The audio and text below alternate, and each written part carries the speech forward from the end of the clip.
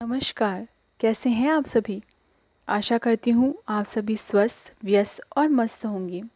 आपका मेरे चैनल प्रभु भक्ति विश्वास में शक्ति में हार्दिक स्वागत है। आप सभी को पौष महीने की प्रदोष व्रत की बहुत बहुत शुभकामनाएं।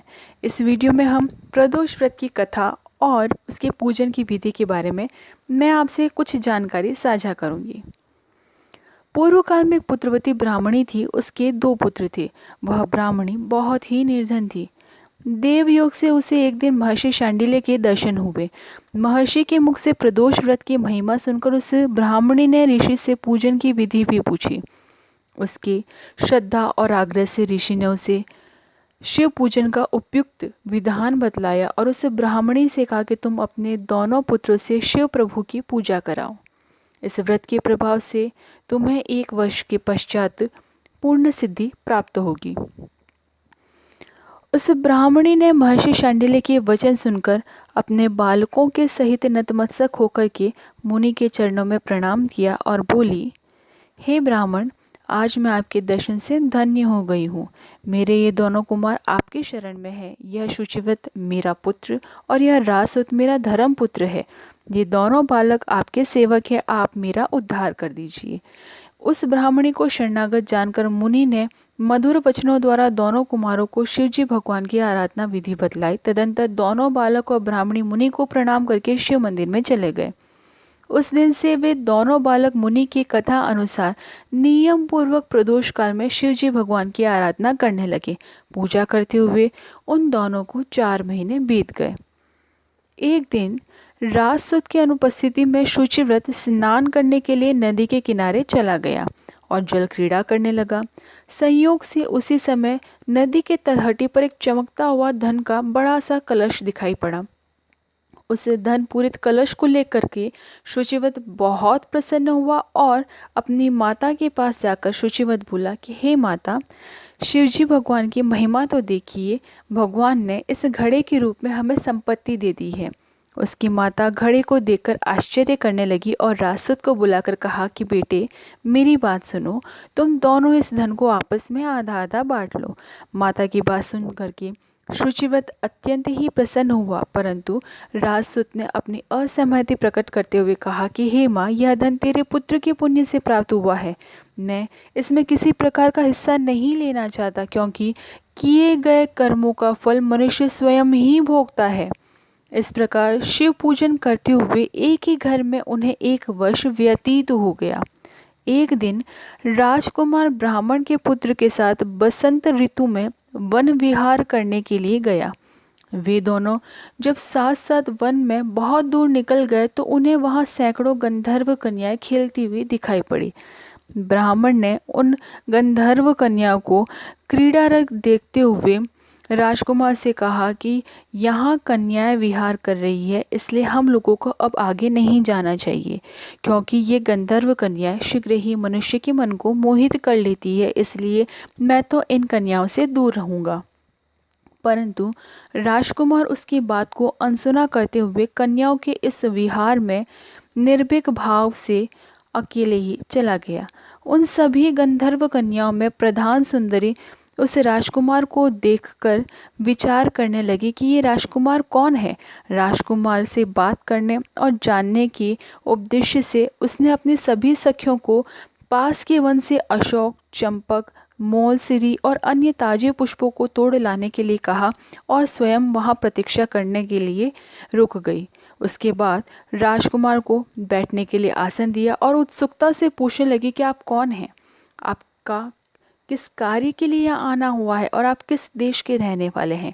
गंधर्व कन्या की बात सुनकर राजकुमार ने उत्तर दिया कि मैं विदर्भ राज का पुत्र हूँ। मेरे माता पिता स्वर्गवासी हो चुके हैं। मेरे शत्रुओं ने मेरे राज्य को हरण कर लिया है। राजकुमार ने अपना सारा परिचय देकर गंधर्व कन्या से प्रश्न किया कि आप कौन हैं, आप किसकी पुत्री है और वन में किस उद्देश्य से ये आई हैं, कृपा करके सारी बात बतलाइए। राजकुमार की बात सुनकर गंधर्व कन्या ने कहा, मैं विद्रविक नामक गंधर्व की पुत्री अंशुमति हूँ। मैं आपको देखकर बातचीत करने के उपदेश से यहाँ पर सखियों का साथ छोड़कर रह गई हूँ। मैं गान विद्या में निपुण हूँ। मेरे गाने से सभी देवांगनाएं रीझ जाती है। गंधर्व कन्या ने अपने गले का बहुमूल्य मुक्ताहार राजकुमार को दे दिया, जो कि प्रेम का प्रतीक बन गया। सभी बातचीत पूर्ण होने के बाद राजकुमार ने कन्या से कहा कि आप राज्यविहीन राजकुमार के साथ कैसे चल सकेंगी? अपने पिता की अनुमति के बिना आप मेरे साथ कैसे चलेंगी? तब कन्या ने मुस्कुराकर कहा कि जो कुछ भी हो, मैंने अपनी इच्छा से आपका वरण किया है। मेरी बात कभी झूठी नहीं हो सकती। ऐसा कहकर परसों प्रातःकाल आने को कहा।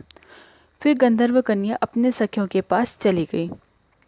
दूसरी तरफ राजकुमार शुचिव्रत के पास जाकर सारी बात कही और अपने घर को लौट गया। घर पहुंचकर दोनों ने सारा वृतांत ब्राह्मणी को सुनाया और वह बहुत खुश हुई।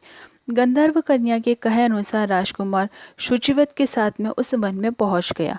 वहां पहुंचकर गंधर्वराज ने कुमारों का स्वागत किया और सुंदर आसनों पर बैठाया। राजकुमार ने कहा कि मैं परसों कैलाशपुरी को गया था। वहाँ भगवान शंकर पार्वती मैया सहित विराजमान थे।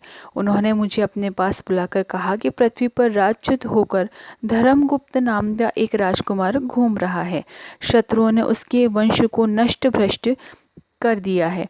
वह कुमार सदा ही भक्तिपूर्वक मेरी सेवा किया करता है, इसलिए तुम इसकी सहायता करो जिससे वह अपने शत्रुओं पर विजय प्राप्त कर सके।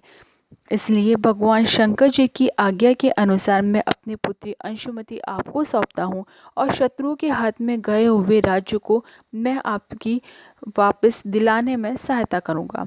आप इस कन्या के साथ 10,000 वर्षों तक सुख भोग कर शिवलोक में चले जाएंगे। इसके बाद गंधर्व ने अपनी पुत्री का विवाह राजकुमार के साथ कर दिया।